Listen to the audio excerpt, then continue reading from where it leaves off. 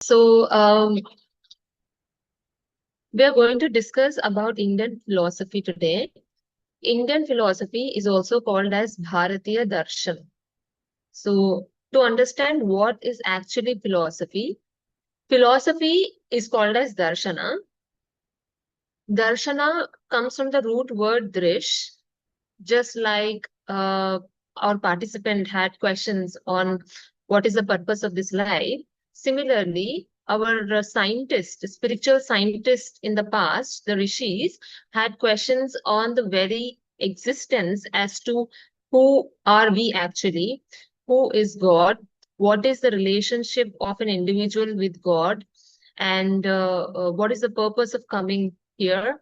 And all these questions were inquired by the spiritual masters, and they have, after inquiry, have come up with this Indian philosophies. Okay? So, darshana refers to inquiry into the nature of reality. When we are speaking about reality, it's the same thing that we're speaking about: who we are, who is God, what is our connection with the God, and what is our connection with this material universe and the cosmos. All this had been inquired by the philosophical masters, because of which they have given us certain philosophies. So there are typically 9 philosophies. They are classified into Astika Darshan and Nastika Darshan, heterodox and orthodox. Heterodox are also called as Astika Darshan. Astika Darshan means those philosophy which believe in the authority of the Vedas, which also means that they believe in the Vedic dictum. Okay? And Nastik Darshan are those that do not believe in the Vedic dictum, which means they are, although influenced by the Vedas, they do not explicitly accept the Vedic knowledge. Okay? So there are about 6 Astika Darshanas and a few Nastika Darshanas. So we will be discussing about Astika Darshana. Nastika Darshana, I'll just very briefly introduce you, but we will be discussing mostly about the Astika Darshana. So this is about the Indian philosophy. Now, because because Astika Darshana is based on the Vedic dicta, because they believed in the authority of the Vedas. We will briefly discuss about the Vedas. Vedas are nothing but our ancient Hindu scriptures. It consisted certain hymns and rituals. It comes from the root word Veda, which means knowledge. There is no particular author for Vedas. It is called as a Purusha. They were actually something that was heard, which means the spiritual masters have got the knowledge through meditation. And those are actually not remembered, but they were heard and then passed on. Okay? So the information was so vast that Vedavyasa had to make 4 Vedas. There are 4 Vedas: the Rig Veda, Yajurveda, Samaveda, and Atharvana Veda. Okay? So yoga was first mentioned in the Rig Veda. So this is about the Vedas. It dates back to approximately 1500 years before the Common Era, BCE. How do you calculate BCE? Before the AD, which means we are at 2026, right? We calculate BCE by doing plus 1500 to this 2026 years. So it's almost approximately 3526 years back, approximately, that the Rig Veda had existed, and it had some hymns. So the first time that yoga was mentioned was in Rig Veda. In some sources, they say Vedas are almost, yoga was given 5,000 years earlier as well. But we are going to discuss that, what is the history of yoga. But in the Rig Veda, the yoga was mentioned in the form of doing meditative practices. Okay. So in the Rig Veda, it does not talk about yogic practices such as asana or pranayama. All these have developed much later, and we're going to see that later, but it had mostly consisted practices relating to mantras, chanting, and meditation. Now, origin of Indian philosophy. First Indian philosophy came in the Vedic period, which is almost 1500 BCE, which we discussed just now. They focused on ritualistic practices. Ritualistic practices means chanting of mantra, doing meditative practices. So all this were given in the Vedas. So Vedas mostly consisted only the ritualistic practices, if you chant this mantra, you will get this boon. So this is what it had offered. So they didn't believe in the existence of God. They believed only in the ritualistic practices. Upanishads shifted. Upanishads came much later, in about 1000 BCE. They shifted the focus from ritualistic practices to metaphysical speculation and self-realization. So Upanishads are nothing but the end portion of the Vedas. The Vedas are classified into four, and they have four parts as well. There are four Vedas, and the Vedas per se, each Veda is divided into four parts: Samhita, Aranyaka, and the last is Upanishad. Okay, Brahmana, Samhita, Aranyaka, and Upanishad. The last portion is Upanishad in the Veda. By mentioning last portion, we do not literally mean the last portion of the Vedas or Upanishad. Upanishads are actually summaries of the Vedas. Right? So they're also called as Vedanta, which is Vedanta means end portion of the Vedas. Upanishads are also called as Vedanta. So they shifted their focus from ritualistic practices to metaphysical speculation. We know ritualistic practices, as I said, what was done in the Vedic period. But metaphysical speculation and self-realization. Metaphysical going beyond this physical universe, going beyond the body to understand who am I, what is my existence beyond this body. This is spoken in the Upanishads. This is called as metaphysical speculation. And self-realization means to understand and realize who we are actually beyond this body, mind, and the intellect. Okay? So the goal of the Indian philosophy is to liberate from suffering and samsara. Anything in this world is bound to give us suffering, whether it is achieving something or whether it is not achieving something in our life. They're bound to give us suffering. Even if we achieve great wealth, we are bound to suffer. Let's suppose you see rich people, right? They may be having fear of losing their money, or if a person is even relationship are bound to create suffering. Today they may experience happiness. Let's suppose there's a betrayal, there's suffering. So everything in this world is bound to give us suffering ultimately. So the goal of Indian philosophy is to help us remove from this suffering and from the samsara, the cycle of birth and death. Samsara is nothing but this cycle. The image that you see below is in the form of a circle. We take birth, we come into this life, we have various experiences, we have good experiences, bad experiences, and again we die, and again we take birth. So this samsara, this cycle continues and continues and continues. The entire Indian philosophy gives us solutions on how to come out of the samsara. Coming out of the samsara means attaining liberation. How is this really possible? Okay, each of the philosophies gives us different ways of how to achieve liberation. By speaking liberation, moksha, nirvana all mean one and the same. It means coming out of this cycle of birth and death. Okay? Now, the image that you see on the right tells us how we come into the cycle of birth and death. Okay, so when our actions are desire-driven, we will end up with again into the cycle of birth and death. For example, when you perform certain action which is desire-driven, it forms as an impression within you, as in your subconscious mind, that will remain as an impression. Now that impression will give rise to vasana, which is fragrance or stench. Okay? There will be good vasanas or there could be bad vasanas. They will give rise to samskaras will give rise to vasanas. Out of those vasanas will arise the desire, and the firm desire will lead to sankalpa. And once a sankalpa or a resolution or a resolve is taken, it fructifies into action. And that action, when it is desire-driven, is stored again in the form of samskara. Now, as long as our actions are desire-driven, this cycle continues and continues. Okay. Once our actions are desireless, we can get out of this cycle.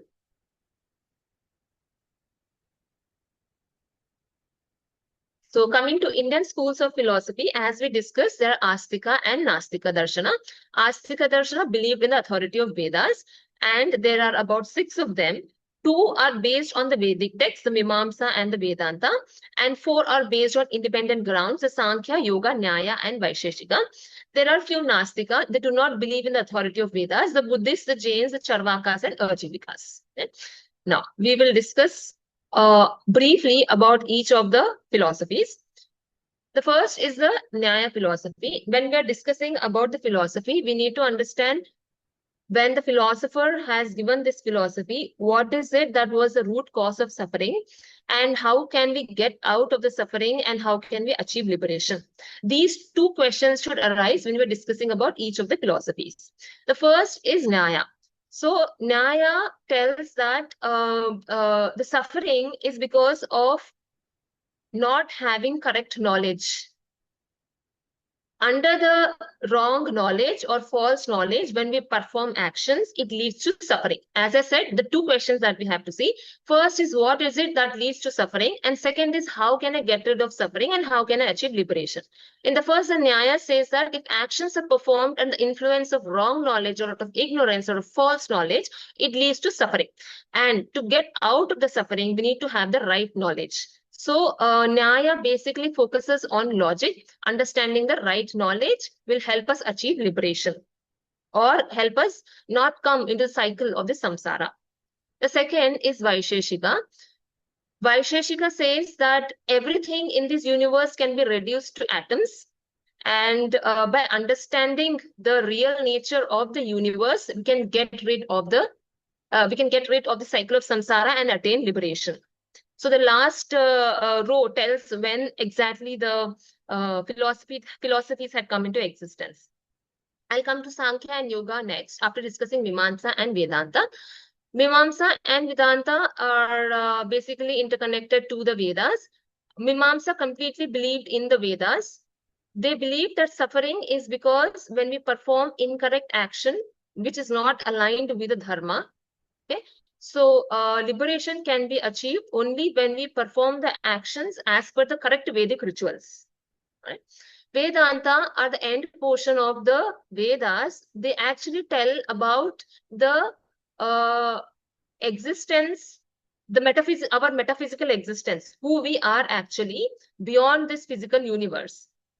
So it actually talks about the Brahman, which Vedanta, we are going to discuss more about Vedanta in the further slides. But just to understand that actions are performed under the ignorance of the real identity.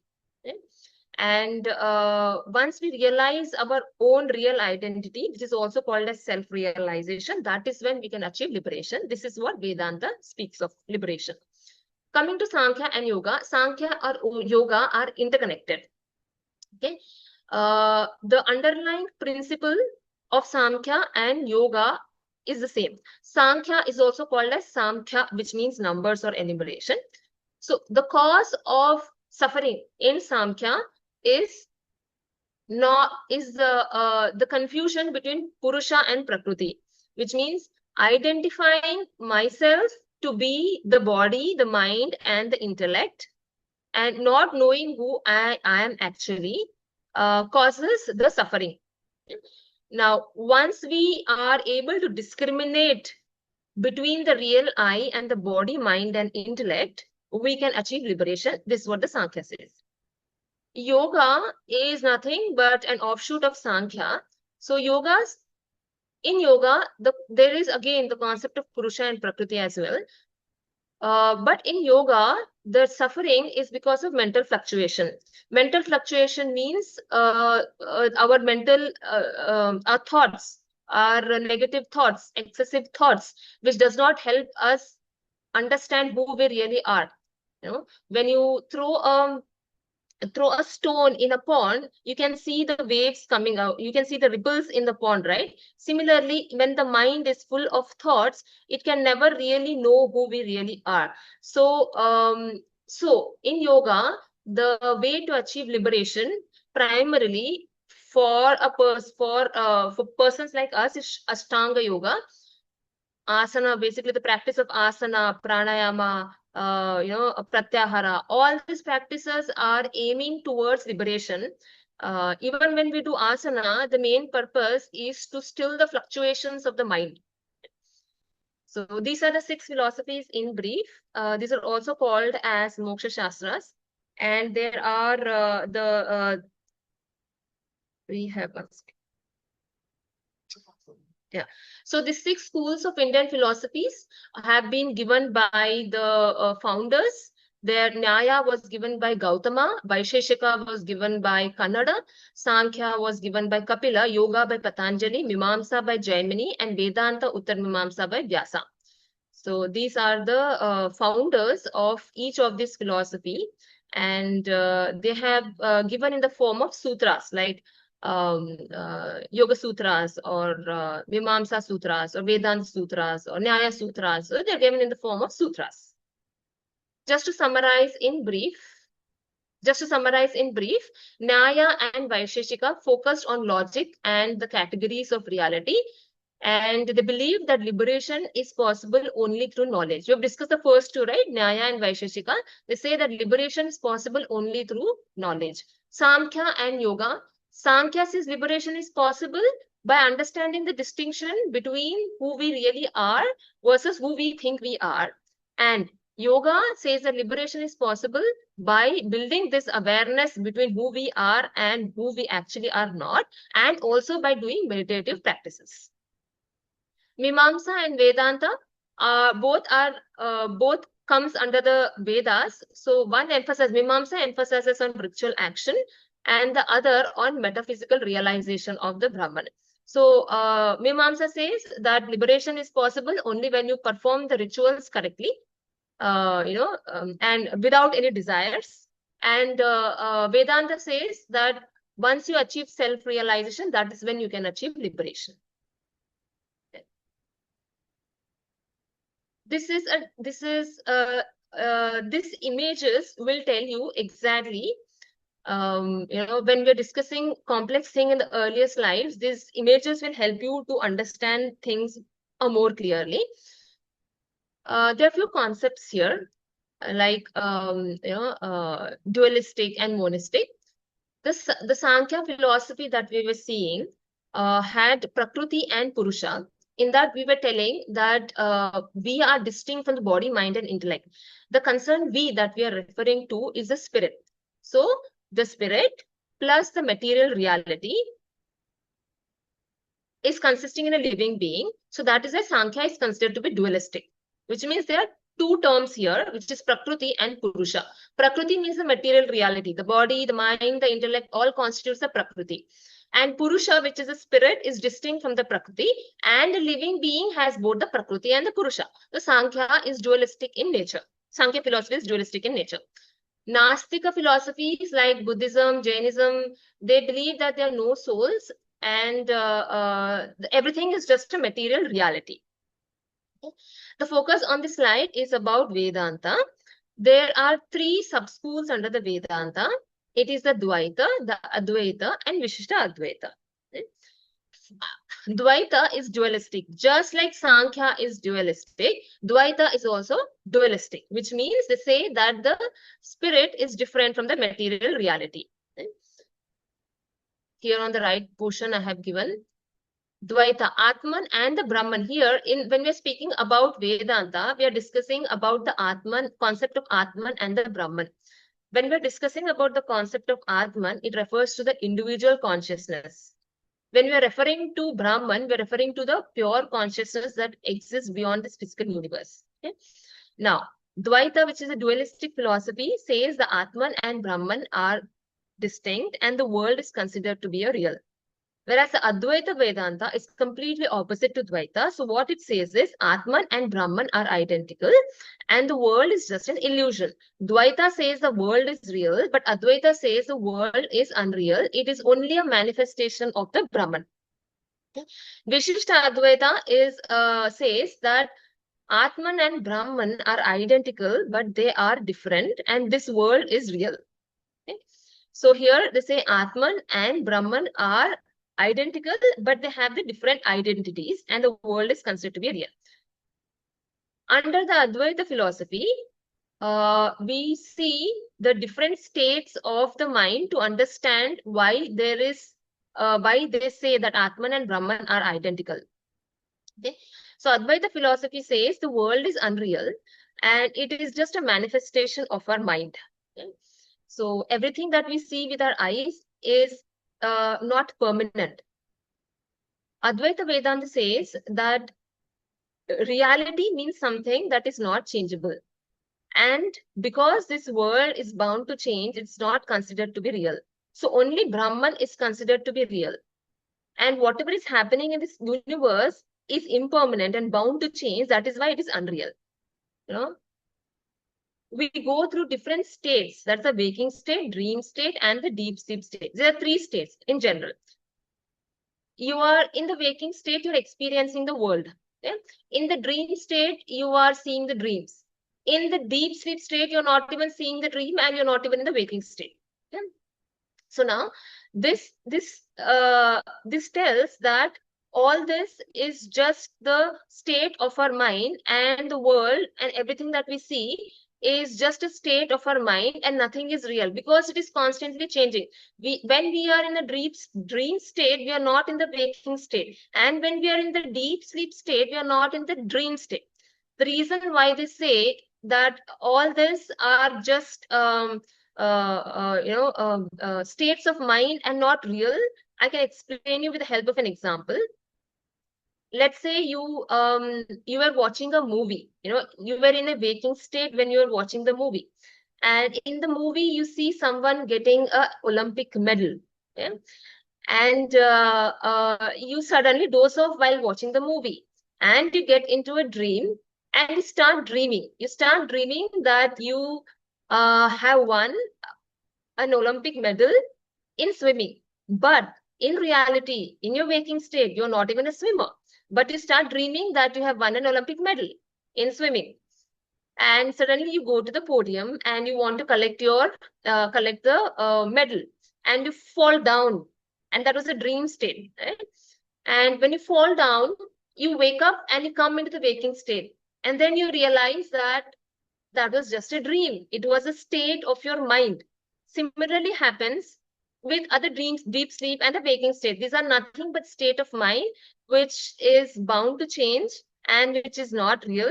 And whatever is happening in the waking, dream and the deep sleep state is just an illusion, which is also called as Maya.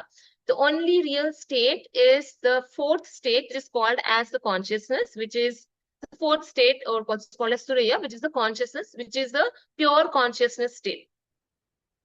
Okay. So this is about the Vedanta, the sub-schools of the Vedanta, the Dvaita, Advaita, and Vishishtadvaita. Now we will discuss about Samkhya Darshan. I'll just take you back very briefly. I will discuss about the Buddhists, the Jain, the Charvakas, and the Arjivikas. They do not believe in the authority of the Vedas.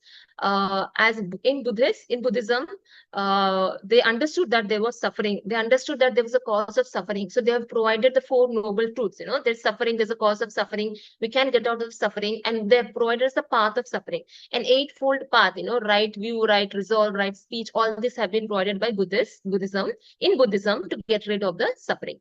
And in Jainism, similarly, they have given us certain principles to follow to get rid of suffering.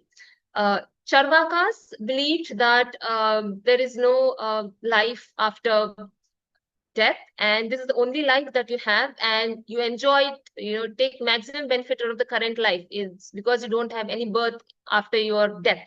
So they believed in taking maximum pleasure in the current life and not following any ethics. This is what the Charvakas had believed in. So there's no concept of liberation over here. Ajivikas believe that whatever happened in our life is fate, and they deny the existence of a free will. So this is what Ajivikas believed in. Okay, so this is briefly about the Nastika, four Nastika Darshanas. We'll come to our main important concepts, the Sankhya Darshan and the Yoga Darshan. Sankhya Darshan.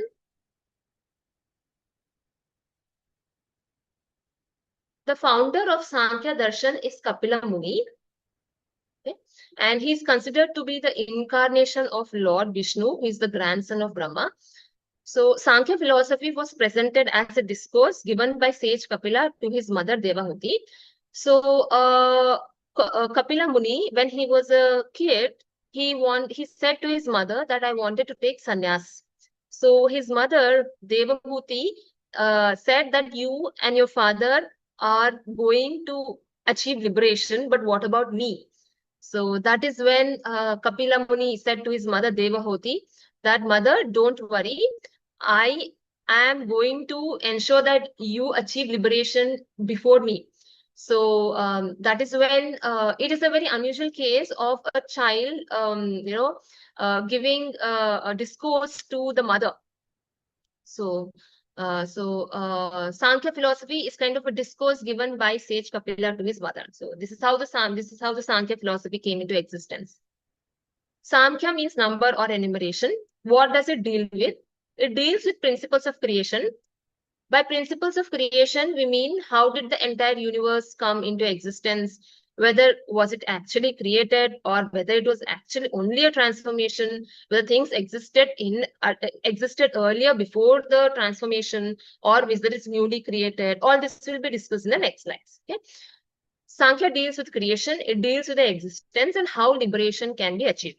It gives a systematic approach to understanding the duality of consciousness and matter. When we're speaking about duality of consciousness and matter, we are speaking about the two things, the Prakriti and the Purusha. The Purusha means the consciousness and the Prakriti means the matter.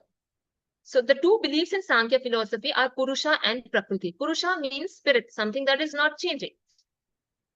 Beyond the spirit, everything that we see or everything that we cannot see is also bound to change, which is Prakriti. And liberation or nirvana or moksha can be attained only by recognizing the difference between the Purusha and the Prakriti. And okay. In Sankhya philosophy, it is said that creation is transformation of existing entity. What this means is nothing is created newly. This universe existed before the transformation. Universe will exist after transformation also. The only thing is there's a transformation of existing and there's no new creation happening. This is what the Sankhya philosophy says. Right? And how is it that the transformation is occurring? The transformation is occurring because of the interplay of the Purusha and the Prakriti. Prakriti undergoes transformation to manifest the entire cosmos, the entire universe. Okay? And Purusha is only a passive observer. It is unaffected by Prakriti. As long as the suffering is there, only as long as the Purusha identifies with the Prakriti. The suffering ceases, so suffering ends when the Purusha identifies itself to be distinct from the Prakriti. Now, Prakriti consists of three things, which is Sattva, Rajas, and Tamas. Anything that is seen in Prakriti, except the consciousness, except the Atman or the soul, everything in this universe has these three elements, which is everything is matter, including our body, including our mind, including our intellect. All this also comes under these categories of, different levels of Sattva, Rajas, and Tamas. Sattva represents wisdom, it represents clarity and intelligence. And Rajas represents activity or movement. Tamas represents inertia, heaviness. So everything in this universe has different proportions of all these three things, Sattva, Rajas, and Tamas. We will discuss a few examples also.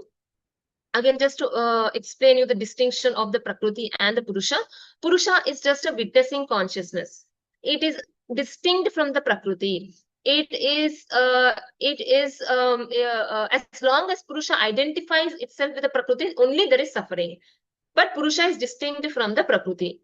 Prakriti, everything in the universe, including the mind, the conscious, including the I, which is the ego, the intellect, everything goes through the, has the Sattva, Rajas, and Tamas component. Purusha is a witnessing consciousness. It is undeterminable, it is undestructible, and Prakriti includes all cognitive, means the cognition that happens in the mind, the psychological, the emotional, and the physical aspects of the reality. It includes everything. few examples of distinguishing the three gunas. A serene landscape represents sattva. A crowded city will be influenced by rajas, or a dark and rainy weather can be influenced by tamas. We're just giving some examples of how to distinguish sattva, rajas, and the tamas. Now, how did the three gunas actually come into existence? Here we are trying to understand how the manifestation, how the prakriti went from an unmanifested state to a manifested state. In the first state, we see there is an equilibrium when the prakriti is in a state of equilibrium. This means the sattva, rajas, and the tamas is in equilibrium. This is an unmanifested stage. Okay? Or also called as the avyakta stage. Not to complicate, I'll just say that it is an unmanifested stage. In the first stage, sattva, rajas, and the tamas are in a state of equilibrium. As long as these are in the state of equilibrium, they do not come under the influence of Purusha and there is no manifestation occurring. But in the second stage, we see that when there is a slight disturbance in any of these three components, this sattva, rajas, and tamas, under the influence of the Purusha, the prakriti will begin to manifest. Okay? And the third stage, there are different variation of rajas, tamas, and sattva, because of which each of the tattvas will come into existence. In the fourth stage, the three gunas start to interact with each other in various proportions, and it gives rise to this material world, whether it is our body, whatever you see, body, mind, intellect, ego, everything comes rise from the interaction of prakriti with the purusha or under the influence of the purusha. Let's try to understand with the help of the chart. So Sankhya chart talks about 25 elements. This is the process of evolution, how the universe came into existence. This is what Sankhya chart talks about. So the first two elements or tattvas are Purusha and Prakriti. The Moola Prakriti, when it is an unmanifest form, it means that all the three gunas are in balanced state. From this unmanifest Prakriti, when it comes under the influence of the Purusha, the manifestation occurs. So there is a sequence how each of the tattvas come into existence. We're talking about the evolution. When we really want to understand how this universe came into existence, how did I really come into existence? This is what the chart talks about. Okay? Under the influence of the Purusha, the three components of the Prakriti, which is Sattva, Rajas, and Tamas, which was erstwhile in a state of equilibrium, will start to be disturbed. Now, this disturbance will give rise to the first Tattva, which is called as intellect or Mahat or Buddhi. When we're talking about Mahat, we are talking about the cosmic intelligence, the intelligence of the entire universe. When we're talking about Buddhi, we're talking about the intellect of an individual person.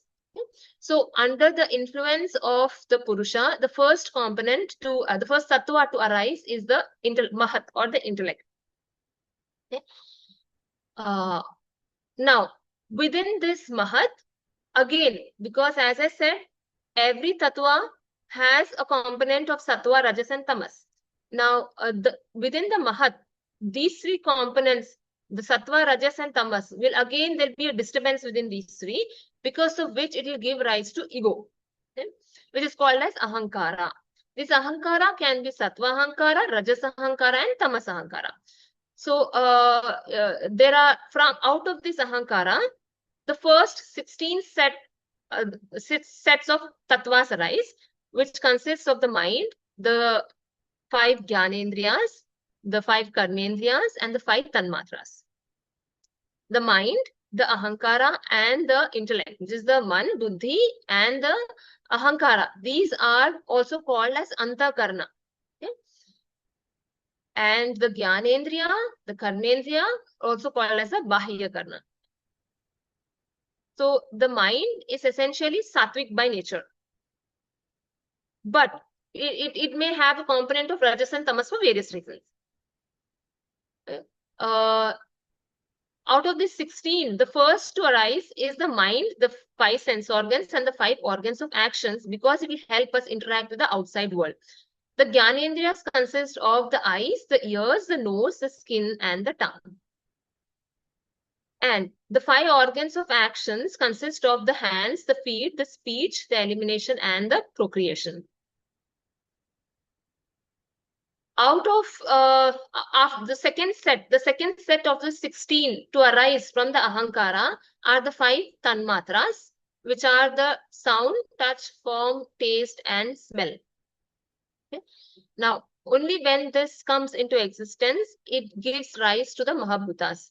Only when the mind, sense organs, organs of actions, and tanmatras come into existence, the tanmatras will give rise to the pancha mahabhutas. For example, the sound will give rise to akasha or ether, and sound and touch will give rise to air, which means air has the component of sound and touch. Similarly, sound, touch, and form will give rise to fire, which means fire has a component of both 3, sound, touch, and form. Similarly, taste will give rise to water. Water again has a component of sound, touch, form, and taste. And similarly, smell give rise to earth, and earth has all the 5 components: sound, touch, form, taste, and smell. This is how this entire universe comes into existence. Once we are talking about the Pancha Mahabhutas and Tanma, our body consists of all the 5 elements. Everything in this universe consists of all the 5 elements. This is called as a process of evolution. So that's about it. I'll move on to the next slide. We'll understand the psychology of Sankhya. In Sankhya, there is analysis of the mind and the consciousness. I'll move on to the next slide to just explain briefly about the psychology in Sankhya Darshan. Sankhya Darshan, the koshas have been given in one of the Upanishads.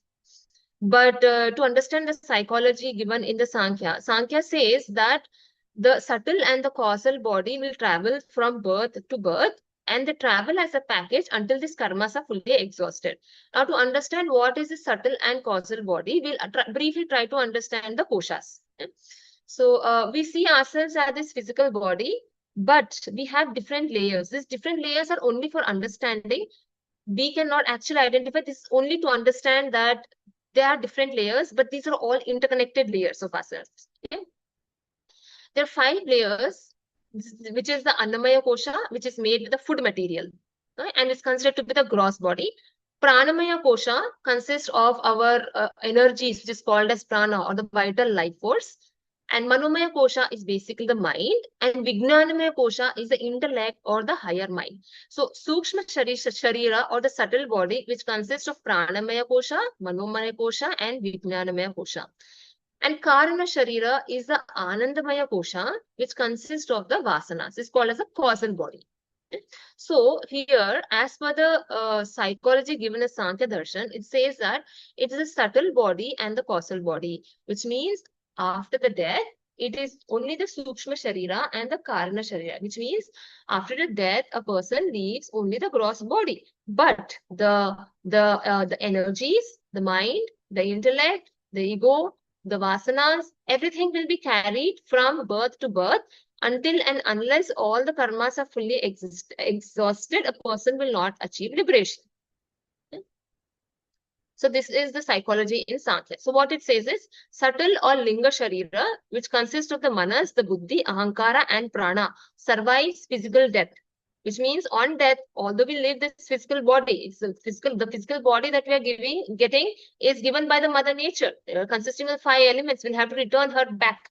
But after the death, it's a subtle body which survives. Liberation is achieved through the dissolution of the subtle body by purifying the mind and the intellect and detaching from the material existence. Looking at the ethical and spiritual dimensions, It says when actions are performed with attachments, it will give rise to again coming into the cycle of samsara.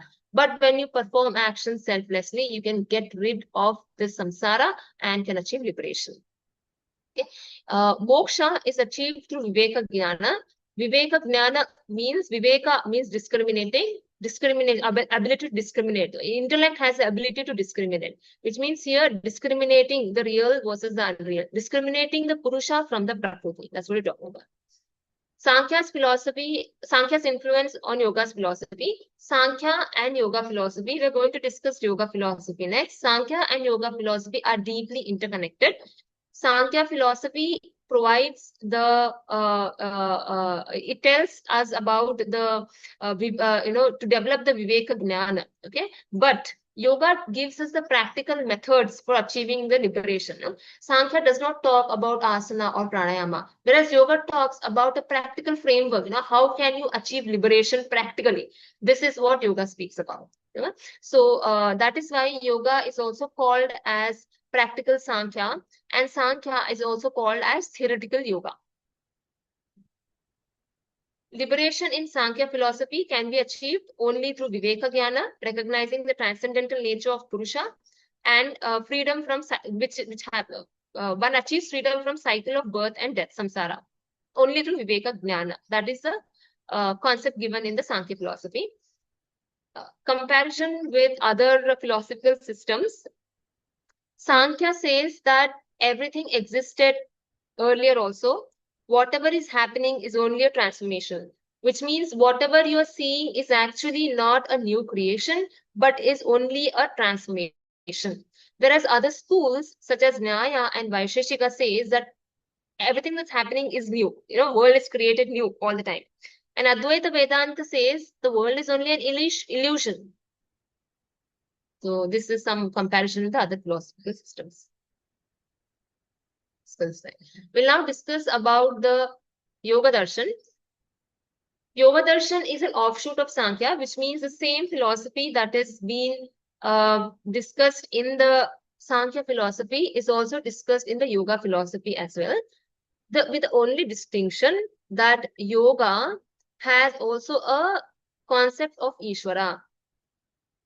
Yoga is equal to Sankhya plus Ishvara because Sankhya did not discuss the concept of God for achieving liberation, but yoga discussed about the concept of Ishvara and self-surrender to that highest to achieve liberation. So which means depending on the mental textures of people and the abilities of the persons, the founder of the yoga philosophy, which is the sage Patanjali, he has said that liberation can also be achieved additionally, not only through discrimination and the practices, higher practices, but also by surrender to the higher or surrender to the Ishvara.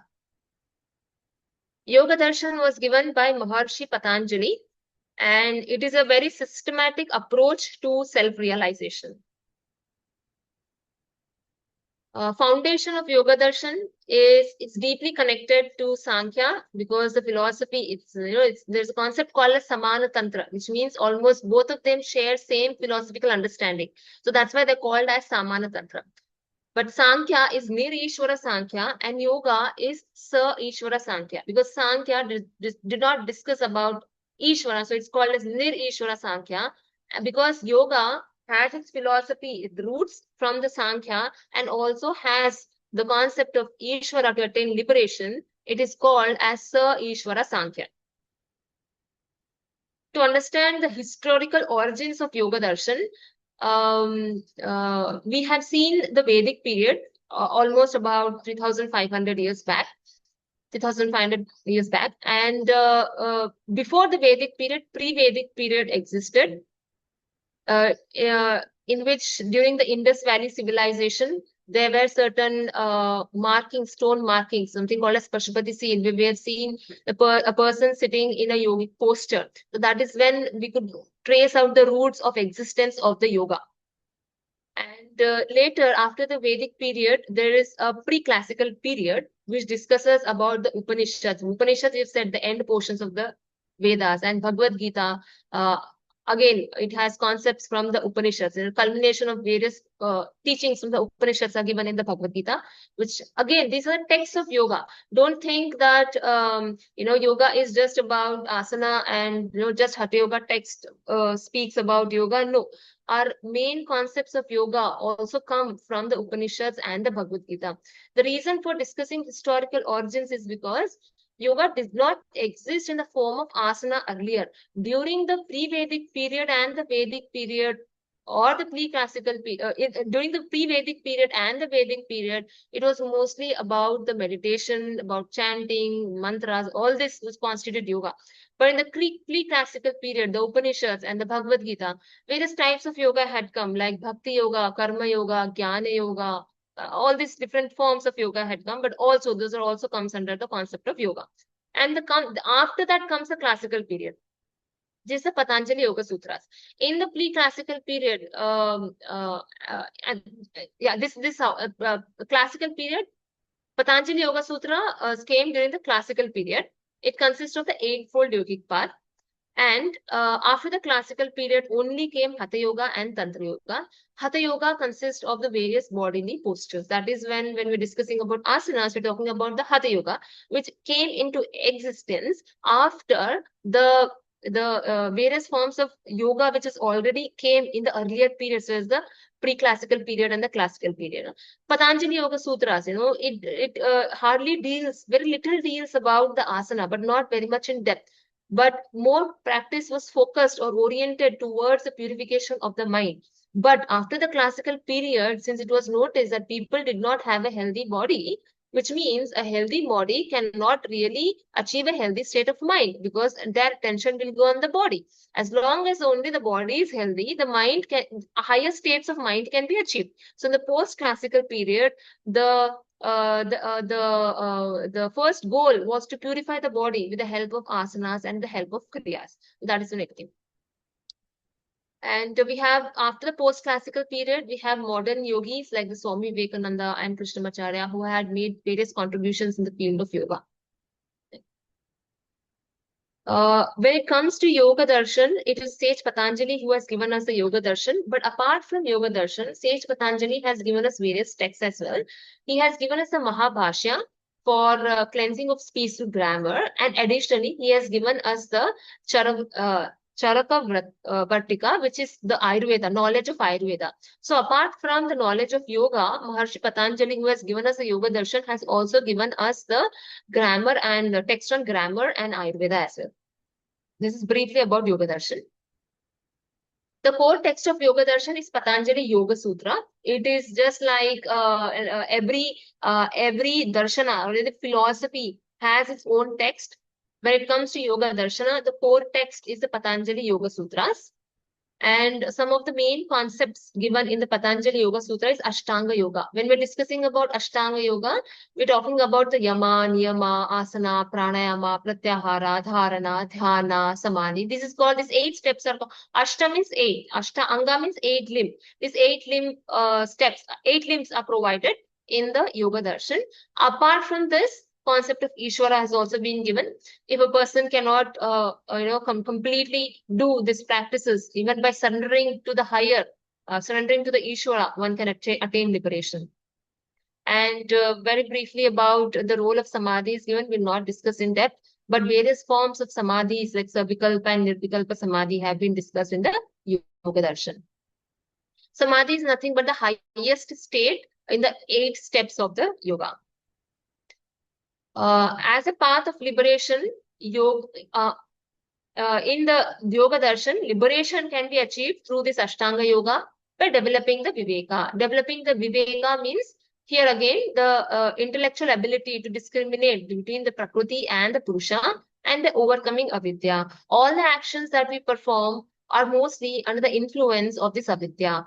Vidya means gaining true knowledge of who we really are, and then being able to discriminate is Viveka. This is about the Yoga Darshan. Yeah. So this is very briefly about the Yoga Darshan. And there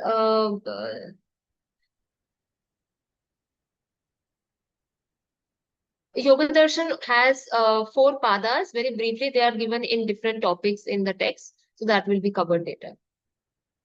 If you have any questions, we'll open.